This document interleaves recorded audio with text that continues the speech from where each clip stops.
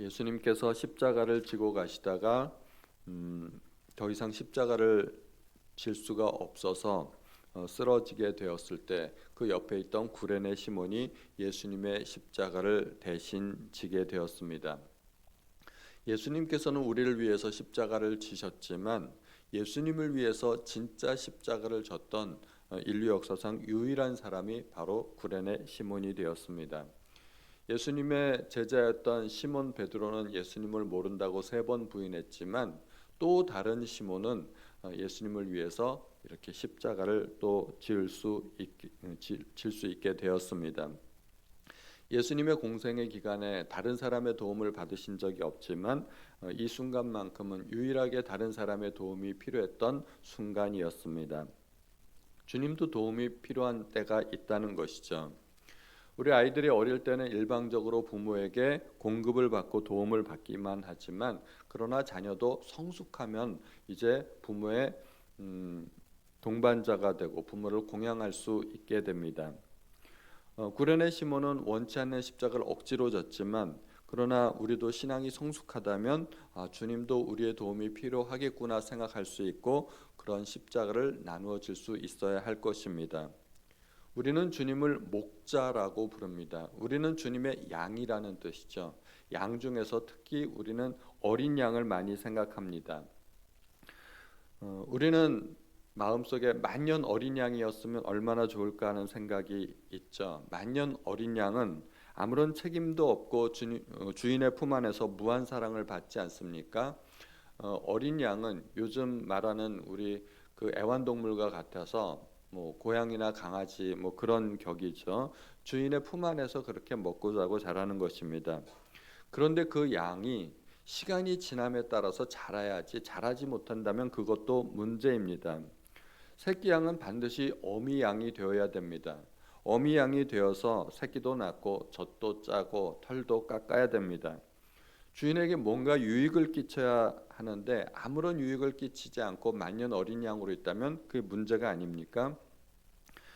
교회에서 새 가족은 왕대접을 받습니다. 교회에서 그냥 일방적으로 다 해주지 않습니까? 그런데 새 가족도 만년 새 가족이면 그것도 문제라는 것입니다. 시간이 많이 지났는데 이제 예수 믿고 5년 10년이 지났는데 기도할 줄도 모르고 성경 읽을 줄도 모르고 헌신도 모르고 그냥 주일 예배 딸랑 한 번 드리는 것으로 만족하고 있다면 그게 새 가족과 다를 바 없지 않겠습니까? 시간이 지나면 성숙해야 됩니다. 그리고 헌신도 하고 봉사도 해야 됩니다. 다만 우리 교회는 등록하고 1년 이내는 어떠한 직분도 주지 않고 일도 안 시킵니다. 그러니까 일하고 싶어도 1년 동안만 참으시면 됩니다. 그러나 시간이 지나면 아싸에서 인싸로 들어와야 됩니다. 밖에 있던 사람들도 자꾸 핵심 멤버가 되어야 됩니다. 시간이 지나서 집사라는 타이틀은 있는데 있어도 그만 없어도 그만인 성도라면은 교회에서 참 어려울 수도 있습니다. 시간이 지나면서 구레네 시몬은 억지로 십자가를 처음에 졌지만 그의 가정은 교회에서 굉장히 중요한 역할을 감당하는 리더 그룹에 속하게 되었듯이 우리도 주님의 십자가에 동참하는 그러한 성도가 되어야 됩니다. 우리 아이들이 5살, 6살 때는 얼마나 사랑스럽고 귀엽습니까? TV 프로그램 봐도 아이들이 하는 행동이 너무나 사랑스럽고 귀엽지 않습니까? 그런데 5년이 지나고 10년이 지나고 20살이 되었는데 말하는 것, 행동하는 게 여전히 5살짜리 아이와 똑같다면 그래도 부모가 기쁠까요? 그거는 부모가 기쁘지 않을 겁니다. 많은 걱정과 근심이 될 겁니다. 그래서 우리는 성숙해야 되고 자라야 됩니다. 그것을 어떻게 할 수 있을까요? 십자가를 질 수 있느냐 없느냐 하는 것을 보고서 우리가 판단할 수 있다는 것입니다. 예수님께서 그렇게 십자가를 지시고 골고다 언덕을 올라갈 때 많은 여자들이 울면서 뒤따라오며 슬퍼했습니다. 주님은 그들에게 나 때문에 울지 말고 예루살렘을 위하여 울라고 말씀하십니다. 예루살렘은 결국은 멸망하게 될 것입니다. 주님의 그 말씀대로 한 30여 년이 지난 후에 AD 70년이죠. 로마의 장군 티투스라는 사람에 의해서 예루살렘에 완전히 짓밟히게 됩니다. 그때 성전도 무너지고 돌 위에 돌 하나도 남지 않게 되는 것이죠. 그래서 주님께서 31절에 푸른 나무에도 이같이 하거든 마른 나무에는 어떻게 되리요 말씀하고 있습니다. 하나님의 아들에게도 이러한 고통이 주어진다면 마른 나무 같은 예루살렘은 순식간에 불이 붙어서 완전히 태워질 정도의 고통을 받게 된다는 그런 의미입니다. 그리고 예수님께서는 결국 십자가에 달리셨습니다. 아마 두 강도가 먼저 십자가에 달렸고 예수님은 굉장히 뒤처져서 늦게 올라가지 않았을까 그렇게 생각이 됩니다. 예수님께서 십자가에 달리실 때 많은 사람들이 비웃었습니다. 35절에 관리들도 비웃으며 만일 하나님의 택하신 자 그리스도이면 자신을 구원하라 이야기합니다. 군인들도 신포도주를 주면서 네가 만일 유대인의 왕이면 네가 너를 구원하라 말하고 있습니다. 37절이죠. 그리고 심지어 39절에도 그 똑같이 십자가에 달린 한 행악자도 말하기를 내가 그리스도가 아니냐 너와 우리를 구원하라 이야기하고 있습니다. 사람은 말투라는 것이 있죠. 사람마다 독특하게 그 사람임을 드러내는 어떤 말투가 있습니다. 오늘의 이 말투는 우리가 어디서 많이 들어보던 말투인가요? 이게 사탄의 말투입니다. 광야에서 예수님을 시험할 때 사탄이 사용했던 그 말투하고 똑같습니다. 내가 하나님의 아들이라면 이 돌들로 떡을 만들어 보아라. 내가 만일 하나님의 아들이라면 이 성전 꼭대기에서 한번 뛰어내려 보아라. 그러므로 십자가에 달리신 주님을 조롱했던 것은 겉으로는 관리들이고 군인들이고 행악자이었던 것처럼 보였지만 사실은 그 속에서 역사하는 사탄이 있었던 것입니다. 사탄은 예수님께서 사역을 시작하기 처음부터 이렇게 마지막 십자가에 달릴 때까지 예수님을 유혹하고 있는 것입니다. 마지막 순간까지 주님을 조롱하고 십자가에서 뛰어내려오도록 유혹하고 있는 것입니다. 만약에 주님이 사탄의 유혹에 넘어가서 십자가에서 딱 내려오면 능력을 보여주셨죠. 하나님의 아들로 인정이 되셨죠. 그러면 이긴 걸까요? 패배한 걸까요? 그렇게 하면 패배한 겁니다. 능력을 보여주었는데 패배한 겁니다. 예수님은 십자가에 달려 돌아가기 위해서 그 사명 때문에 이 땅에 오셨기 때문입니다. 진짜 주님의 가장 큰 능력은 귀신들을 쫓아내는 것도 아니고 죽은 사람 살리는 것도 아니고 능력이 있지만 안 쓰는 것, 그것이 주님의 가장 큰 능력이었습니다. 주님께서 하신 일들 중에 가장 위대한 일이 뭐겠습니까? 십자가에서 돌아가신 일입니다. 십자가 위에서 아무것도 안 하셨습니다. 분명히 주님은 천군 천사를 동원해서 그 주변에 있는 모든 악한 사람들을 쓸어버리고 십자가에서 내려오실 수 있었는데 그렇게 안 하셨습니다. 그게 진짜 주님의 능력이라는 것입니다. 어떤 선교사님이 아프리카 식인종 마을로 선교를 갔습니다. 식인종들이 그를 발견하고서 결국 무참히 살해하고 말았던 것이죠. 그런데 식인종들은 그 선교사님의 그 몸을 뒤지다가 난생 처음 보는 어떤 물건을 발견하게 되었습니다. 이것이 무슨 물건인지를 알 수 없어서 마을에 보관하였습니다. 묵직한 쇳덩어리로 된 물건이었는데 시간이 오래 지나서 그들은 그것이 총이라는 것을 알게 되었습니다. 장전이 꽉 차 있는, 장전이 다 되어 있는 그런 총이었습니다.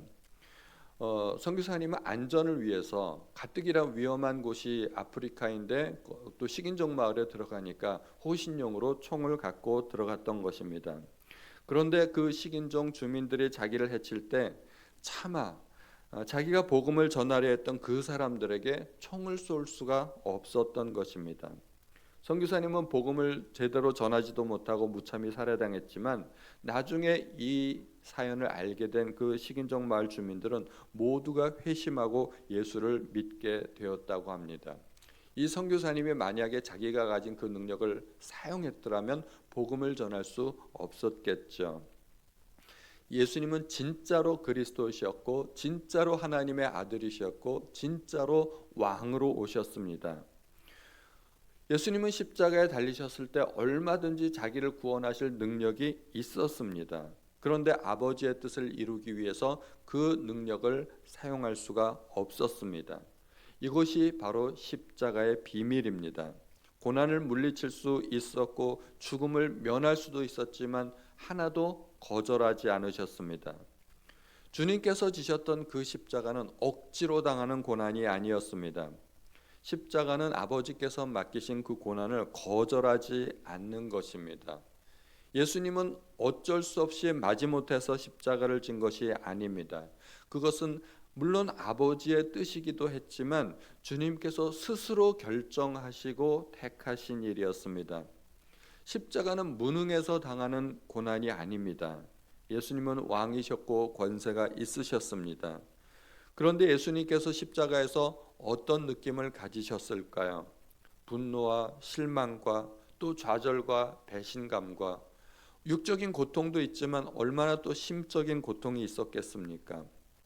십자가 위에서 뭔가 하고 싶은 말도 많고 보여주고 싶은 것도 많았겠지만 하나도 하지 않으셨다는 것입니다. 능력을 보여준다고 해서 다 믿을까요? 사람들은 기적을 본다고 해서 꼭 믿는 것이 아닙니다. 그럼 우리가 예수님을 따르기 위해서 십자가를 진다는 것은 무슨 의미가 있을까요? 아버지의 뜻을 이루기 위해서 나도 내 권세와 능력이 있다면 그것을 자제하고 사용하지 않는 것입니다. 십자가를 진다는 것은 하고 싶은 말이 많지만 다 하지 않는 것이 십자가입니다. 십자가를 진다는 것은 오해를 받고 누명을 쓰더라도 묵묵히 받아들이는 것을 의미합니다. 십자가를 진다는 것은 나보다 더 악하고 어리석은 사람들, 완고한 사람들에게 내가 당해주는 것, 묵묵히 받아주는 것을 의미합니다. 그러므로 십자가의 중심은 아버지의 뜻입니다. 내가 나를 드러내고 심지어 십자가를 진다고 하면서 자기가 십자가를 지는 것을 다른 사람들에게 자랑하고 싶고 그런 것은 사실은 진정한 십자가가 아닌 것이죠. 십자가는 말 그대로 내가 죽는 것입니다. 내 자존심이 죽어야 되고 내 고집이 죽어야 되고 내 생각이 죽어야 됩니다. 내 능력을 드러내지 않는 것이 십자가이죠. 십자가를 지면서 말이 많은 사람들은 십자가를 제대로 지는 것이 아닙니다. 십자가는 수다스럽게 지는 것이 아니라 묵묵히 지는 것입니다. 자기 주장을 절대로 굽히지 않고 양보하지 않는 것도 십자가를 지는 것이 아닙니다. 고집이 센 것은 십자가를 지는 것이 아닙니다. 십자가에 달리는 것은 결코 영광스러운 일이 아닙니다. 그것은 매우 부끄럽고 수치스러운 일입니다. 그러므로 우리는 십자가를 지면서 결코 누구에게도 자랑할 수가 없는 것입니다. 예수님께서는 십자가에 달리심으로 그렇게 철저하게 자아를 죽이셨습니다. 자기의 고집과 의견과 생각과 원하는 모든 것들을 다 십자가에 못 박으셨던 것입니다. 그래야 하나님의 뜻이 이루어지게 됩니다. 예수님께서 십자가에 달리셨을 때 가장 먼저 하신 것은 무엇일까요? 34절에 이에 예수께서 이르시되 아버지 저들을 사하여 주옵소서. 하나님께 기도하신 것이었습니다. 십자가에 달리셨을 때 얼마나 고통스러웠겠습니까? 그런데 그 순간에 주님이 가장 먼저 하신 일은 바로 기도였습니다.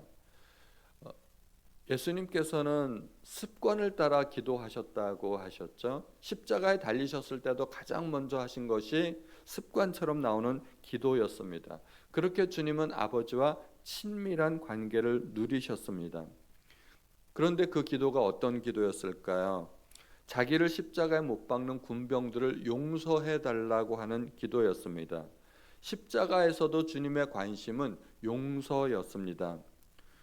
자신을 못 박는 군병들을 용서해 달라고 기도할 정도면 세상에 용서하지 못할 사람이 어디 있겠습니까? 주님은 온 인류를 품에 품으셨던 것입니다. 우리는 십자가를 진다고 하면 용서의 능력도 배워야 할 줄로 믿습니다. 우리가 사람을 대할 때 사람은 믿음의 대상이 아니라 용서와 사랑의 대상이라는 것을 알아야 됩니다. 제가 새가족반을 인도하면서 새가족반들하고 공부하면서 하나님만이 우리의 유일한 믿음의 대상이라고 이야기합니다. 그러면서 절대로 믿지 말아야 될 사람 세 사람을 이야기하는데요. 남편 믿지 말라, 그리고 자식들 믿지 말라, 그리고 목사 믿지 말라, 뭐 이런 이야기를 합니다. 그런데 우리가 사랑하고 용서해야 될 사람들이 있습니다. 사람은 사실 우리의 신뢰의 대상이 아니라 사랑의 대상이고 용서의 대상인데 어떤 사람들을 용서해야 될까요? 주님께서는 원수도 사랑하라 그랬는데 어떻게 원수를 사랑하겠어요? 그게 참 가능한 일이 아니지 않습니까? 원수 사랑하려고 노력하지 마시고 가까운 사람들 사랑하고 용서하시기 바랍니다. 이것도 제가 세 사람 알려드릴게요. 부모님 사랑하고 용서하시기 바랍니다. 특히 예전에 가부장적 시대에서는 우리 부모님들이 자녀들을 많이 학대하고 그런 경우도 있었습니다. 그래서 집을 뛰쳐나가기도 하고 그랬는데 부모님들이 실수하고 잘못하는 경우가 많습니다. 부모님 용서해야 됩니다. 그리고 배우자를 용서해야 됩니다. 왜 오늘날 사람들이 같이 못 살고 갈라지고 합니까? 용서하지 못하기 때문에. 마지막으로 자녀들을 용서할 수 있어야 됩니다. 왜 호적에서 파낸다는 그런 말을 할까요? 용서하지 않으니까. 용서할 수 없으니까 호적에서 파낸다는 말을 하는 거지, 용서하면은 그런 말을 하지 않을 것입니다. 그러므로 원수까지 사랑하려고 노력하지 마시고 가까운 사람부터 사랑하고 용서하려고 노력하시기 바랍니다. 두 행악자 중에 한 사람은 예수님을 향해서 비난했습니다. 내가 그리스도가 아니냐, 너와 우리를 구원하라. 그런데 또 다른 행악자는 전혀 다른 자세를 보입니다. 그 행악자를 꾸짖습니다. 그러면서 예수님을 향하여 용서를 구하게 됩니다. 거의 비슷한 인생을 살아온 두 사람이 똑같이 십자가에 달렸는데 인생의 마지막 순간에 선택을 달리함으로 말미암아 영원한 그 이후의 시간이 결정이 됩니다. 극적인 반전을 이루는 한 강도가 있었던 것이죠. 영혼을 향한 두 사람의 선택이 달랐습니다. 마지막 선택이 중요한 거죠. 말 한마디가 사람의 운명을 바꾸어 놓았던 것입니다. 이 대목은 또 누가복음에만 나오는 대목입니다. 다른 복음서에서는 두 행악자들도 같이 예수님을 비방하고 조롱했다고 나옵니다. 마태복음 27장에 보면은 함께 십자가에 못 박힌 강도들도 이와 같이 욕하더라 말씀하고 있습니다. 그러니까 처음에는 두 강도가 이제 먼저 십자가에 달렸을 것이고 아마 예수님께서 십자가에 달려 올라올 때 똑같이 비방하고 욕했을 것입니다. 네가 그리스도가 아니냐, 너와 우리를 한번 구원해봐라, 똑같이 욕하고 조롱했는데 근데 한 강도가 갑자기 태도가 바뀌었습니다. 완전히 180도로 바뀌어서 오히려 나중엔 그 나머지 강도를 꾸짖고 예수님 앞에 자기의 죄를 고백하고 당신의 나라에 임하실 때 나를 용서해 달라고, 나를 기억해 달라고 그렇게 이야기하고 있습니다. 어떻게 이 한 강도는 마음이 바뀔 수가 있었을까요? 십자가에 달린 주님을 바라보았던 것이죠. 십자가에 달린 예수님을 보니까 자기들과 태도가 완전히 다르다는 것입니다. 십자가에 달렸을 때 얼마나 고통스러웠겠어요. 그러므로 저주하고 욕하고 뭐 악을 쓰고 소리 지르고 다 그렇게 하는 것 아니겠습니까? 그런데 주님은 그렇게 하지 않았다는 것입니다. 십자가에 매 달리자마자 주님께서 가장 먼저 하신 일이 기도였습니다. 아버지, 저들을 사하여 주옵소서, 자기들이 하는 것을 알지 못함이니이다. 그 얘기를 들었을 때 한 강도의 마음속에 전율이 느껴졌을 것입니다. 저 사람은 뭐지? 왜 저렇게 말을 하는 거지? 어떻게 자기를 십자가에 못 박는 사람들을 위해서 하나님 앞에 기도할 수가 있는 거지? 그 용서의 능력은 도대체 어디에서 나오는 거지? 이 한 강도는 처음에 자기가 욕을 했는데 그 예수님께서 하신 그 기도와 용서를 듣고 아마 많은 생각을 하게 되었을 것입니다. 그 용서의 능력이 이 한 강도를 회심하게 만듭니다. 그것이 십자가의 능력입니다. 우리는 사람을 전도하기가 정말 너무나 어렵고 힘들지 않습니까? 전도하기가 정말 어렵습니다. 아무리 예수 믿으라고 교회 다니라고 말을 해도 사람들이 잘 변하지 않습니다. 그런데 우리가 어떻게 사람들을 변화시킬 수 있을까요? 내가 먼저 변화된 모습을 보여주어야 됩니다. 나도 변화되지 않는데 다른 사람들한테 변화되라고 말할 수 있겠습니까? 내가 십자가에 달려 죽는 모습을 보여주면 주변 사람들을 변화시킬 수 있지 않을까 생각이 됩니다. 내 주변의 사람들은 내가 철야 기도하고 새벽 기도하고 성경 많이 읽고 예배 열심히 참여하는 것으로 감동받지 않습니다. 내가 사람들을 용서하고 내가 자존심을 꺾고 사람들을 사랑할 수 없는 사람들을 사랑하고 그러한 모습을 보면 그것이 사람들에게 감동이 되고 그것이 사람들에게 변화를 줄 수 있다는 것입니다.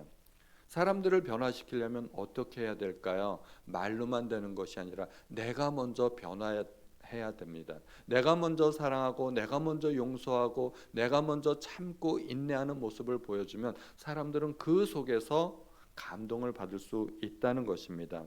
그래서 오늘 이 시간에 예수님을 본받아서 우리 모두가 십자가에 못 박히고 또 주님 나도 십자가에 못 박힐 수 있도록 도와주옵소서. 나의 정과 욕심이 십자가에 못 박힐 수 있도록 도와주시기 바랍니다. 나도 주님을 따라서 십자가를 지는 사람이 되게 해주십시오 하고 기도하실 수 있기 바랍니다. 특별히 사랑하고 용서하는 사람이 될 수 있도록 하나님 도와주십시오. 내 능력으로는 되지 않지만 하나님께서 도와주시기 바랍니다. 우리 함께 통성으로 기도하는 그러한 시간이 되시기를 바랍니다.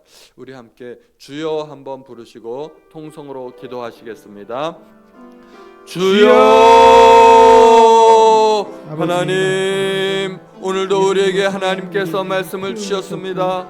아버지, 말씀을 들을 때 이 말씀이 하나님께서 나에게 주시는 말씀으로 들을 수 있도록 아버지 도와주옵소서. 아버지, 구레네 시몬이 처음에 억지로 십자가를 졌지만 하나님, 나도 기꺼이 십자가를 지는 사람이 될 수 있도록 도와주옵소서. 하나님, 그리스도 예수의 사람은 십자가에서 자기의 정과 욕심을 못 박은 사람이라고 하였는데 하나님, 십자가에서 내 자존심을 못 받고 내 고집을 못 받고 아버지 내 생각을 못 박을 수 있도록 아버지 도와주시기를 바랍니다.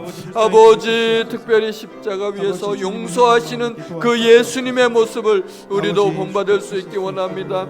하나님, 내가 용서하는 사람이 될 수 있도록 도와주옵소서. 아버지, 심지어 나에게 해를 끼치는 사람이라도 용서할 수 있도록 도와주시고 아버지, 가까운 사람부터 사랑하고 용서할 수 있도록 아버지 도와주옵소서. 아버지, 부모님을 사랑하고 배우자를 사랑하고 자녀들을 사랑하고 아버지, 교회 안에서 성도들을 서로 사랑하는 아버지, 우리 모든 성도들이 될 수 있도록 도와주시기를 원합니다. 아버지, 나를 붙들어 주시고 아버지, 내가 먼저 사랑과 용서의 사람이 될 수 있도록 도와주옵소서. 내가 먼저 변할 수 있도록 하나님 도와주시기를 원합니다. 아버지, 나는 변하지 않으면서 주변 사람들에게 변화를 요구한다면 아버지, 그 일은 절대로 일어나지 않을 것입니다. 아버지, 도와주시어서 오늘의 이 말씀이 내 가슴속 깊은 곳에 새겨지게 하시고 아버지, 이 말씀이 하나님 나의 삶을 변화시킬 수 있도록 아버지 도와주옵소서. 아버지, 오늘 주신 말씀을 인해서 하나님 앞에 감사드립니다. 아버지, 계속해서 기도할 때 아버지, 우리가 하나님 앞에 간절히 기도할 수 있도록 도와주옵소서. 감사합니다. 주님. 하나님 아버지, 감사합니다. 오늘도 저희에게 주신 이 귀한 말씀을 저희가 가슴속 깊은 곳에 새길 수 있도록 도와주옵소서. 예수님께서 십자가에 달려 돌아가실 때 많은 능력을 베푸실 수 있었지만 그러나 그렇게 하지 않으셨습니다. 우리도 십자가를 지면서 그렇게 참고 인내할 수 있도록 도와주옵소서. 십자가를 진다 하면서 자랑하지 않도록 도와주시고 사람들에게 인정받고 싶은 마음이 생기지 않도록 아버지 도와주옵소서. 특별히 사랑하고 용서하는 능력을 저희에게 허락하여 주시기를 간절히 원합니다. 죄악된 우리의 본성으로는 도저히 사랑하고 용서할 수가 없지만 주님께서 성령께서 함께하여 주옵소서. 우리 모두가 십자가를 지는 그리스도 예수의 제자들이 다 될 수 있도록 도와주옵소서. 지금은 우리 주 예수 그리스도의 은혜와 하나님 아버지의 크신 사랑과 성령님의 감화 감동 교통하심이 이제부터 십자가를 지는 삶을 살기로 결단하고 다짐하는 우리 모든 성도님들 머리 위에, 자녀들 위에, 가정 위에 지금부터 영원토록 함께 없시기를 예수님의 이름으로 축원드리옵나이다. 아멘.